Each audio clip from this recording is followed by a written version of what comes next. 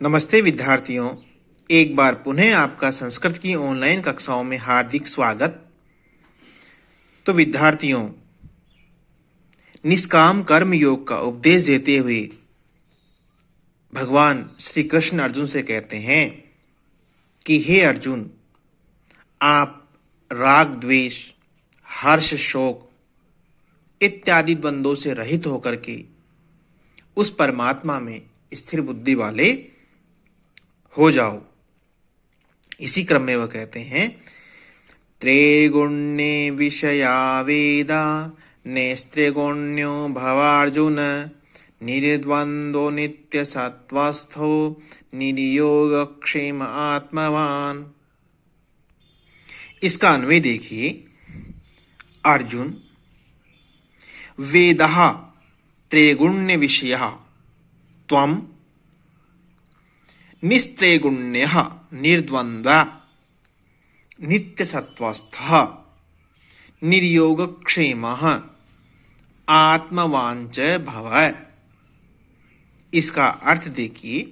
अर्जुन यानी हे अर्जुन, वेदः जो समस्त वेद हैं, जो चारों वेद हैं, ऋग्वेद, यजुर्वेद, सामवेद, अथर्ववेद, ये चारों के चारों जो वेद हैं वो त्रैगुण्य विषया, तीनों गुणों के, सत्व, रज और तम के कार्य रूप समस्त भोगों और उन भोगों की प्राप्ति के साधनों के प्रतिपादक हैं। किंतु आप निस्त्रैगुण्य, तीनों गुणों के भोगों और साधनों में आपको निरासक्त होना है।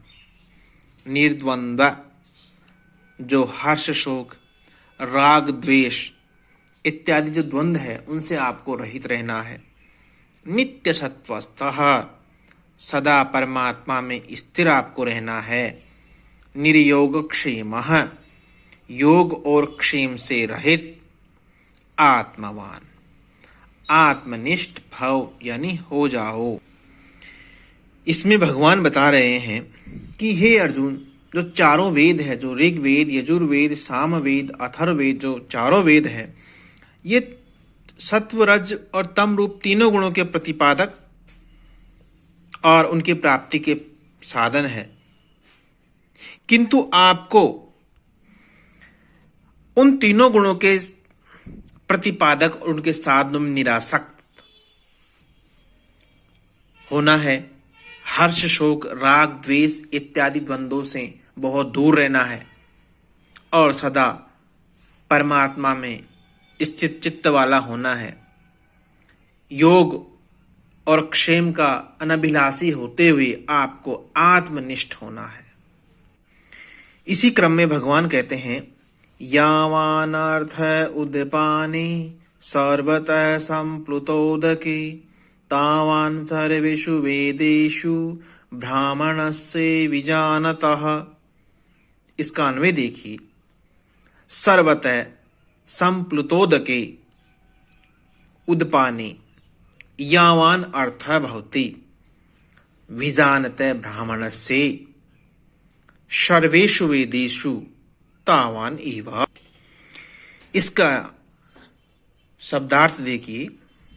सर्वतः यानी चारों ओर से, संप्लुतोदके परिपूर्ण जलाशय के प्राप्त हो जाने पर भी, उद्पाने छोटे जलाशय में, यावान अर्थः जितना प्रयोजन होता है, विजानतः ब्रह्म को जानने वाले, ब्राह्मणस्य ब्राह्मण का भी, सर्वेषु वेदेषु चारों वेदों में, तावान एव उतना ही प्रयोजन होता है। इसमें भगवान बता रहे हैं कि हे अर्जुन, सब ओर से परिपूर्ण जलाशय के प्राप्त हो जाने पर भी मनुष्य का छोटे जलाशय में जितना प्रयोजन रहता है,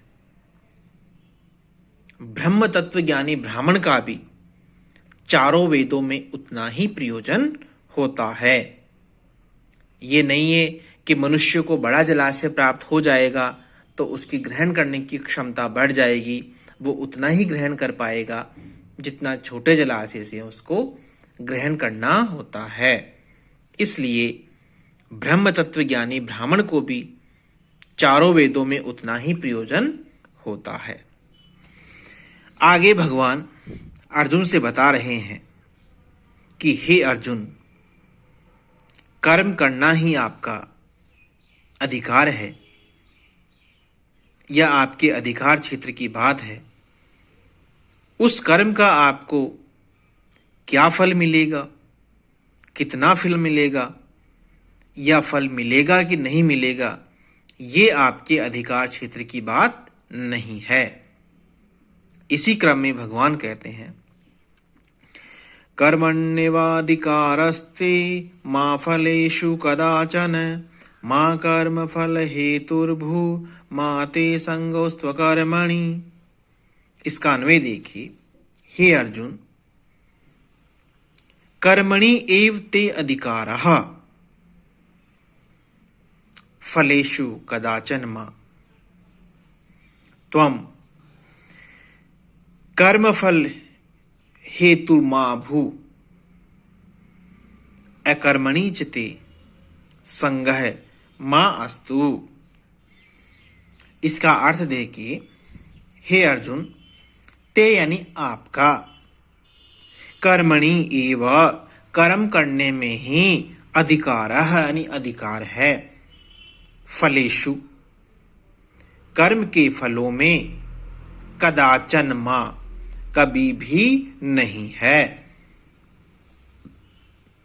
कर्म फल हेतु हो, और आप कर्मों के फल का हेतु कारण मां भू मत हो। अकर्मणि चित, और अकर्मण्य होने में भी ते तुम्हारी संगह आसक्ति मास्तु न हो। इसमें भगवान बता रहे हैं कि हे अर्जुन, कर्म करना ही तेरा अधिकार है, कर्म के फलों की प्राप्ति तेरा अधिकार नहीं है। इसलिए आप कर्मों के फल का हेतु मत बनो, और अकर्मण्य होने में भी आपकी आसक्ति न हो। संक्षिप्त में इसमें भगवान ये कहना चाह रहे हैं कि हे अर्जुन, मनुष्य का कर्म करना ही अधिकार है। कर्म का जो फल होता है वो मनुष्य के अधिकार क्षेत्र की बात नहीं होती है। इसलिए इस संसार के सभी मनुष्यों को अपना कर्म, अपना कर्तव्य पालन है वो ईमानदारी पूर्वक करते रहना चाहिए। फल की इच्छा कभी भी नहीं करनी चाहिए, क्योंकि फल मनुष्य के अधिकार क्षेत्र की बात नहीं है। यदि कुछ मनुष्य के अधिकार क्षेत्र की बात है तो वो है उसके कर्तव्य का ईमानदारी पूर्वक पालन करना। इसलिए हे अर्जुन, आप भी अपने कर्तव्य पथ से मत हटो, उस पर अडिग रहो। इसी क्रम में भगवान आगे कहते हैं, योगस्थः कुरु कर्माणि संगम त्यक्त्वा धनंजय सिद्ध्या सिद्ध्यो समो भूत्वा समत्वं योग उच्यते। इसका अन्वय देखिए, धनंजय संगम त्यक्त्वा सिद्ध्या सिद्ध्यो समय भूत्वा योगस्थः कर्माणि कुरु समत्वं योगः उच्यते। इसका अर्थ देखिए, धनंजय, हे अर्जुन, संगम आसक्ति को त्यक्त्वा त्याग करके सिद्ध्या सिद्धियों सिद्धि और असिद्धि में समः भूत्वा आप समान होकर के योगस्थः योग में स्थित होकर कर्माणि कुरु अपने कर्मों को करिए। समत्वम योग उच्यते, समत्व का भाव ही योग कहलाता है। इस पद्य के माध्यम से भगवान ये बता रहे हैं कि योग क्या होता है। इसमें भगवान बता रहे हैं कि हे अर्जुन, हे धनंजय, आप आसक्ति को त्याग कर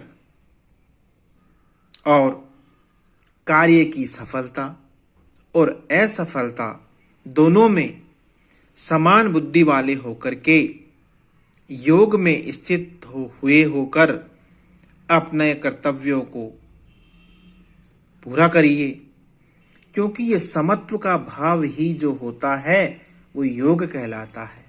इसमें भगवान ने कहा है समत्वम योग उच्यते। जो समत्व का भाव होता है, जो असफलता, सफलता, दुख, सुख, लाभ, हानि, इन सभी में जो समत्व रूप से रहता है, इन सभी में जो समत्व का भाव होता है वही योग कहलाता है।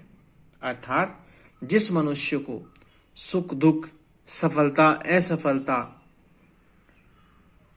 ये विचलित नहीं कर सके, जो सभी में समान रूप से बना रहता है, तो हे अर्जुन, आप भी उसी प्रकार असफलता और सफलता को अपने दिमाग से हटा करके निरासक्त होकर के अपने कर्तव्य कर्मों को पूर्ण करिए।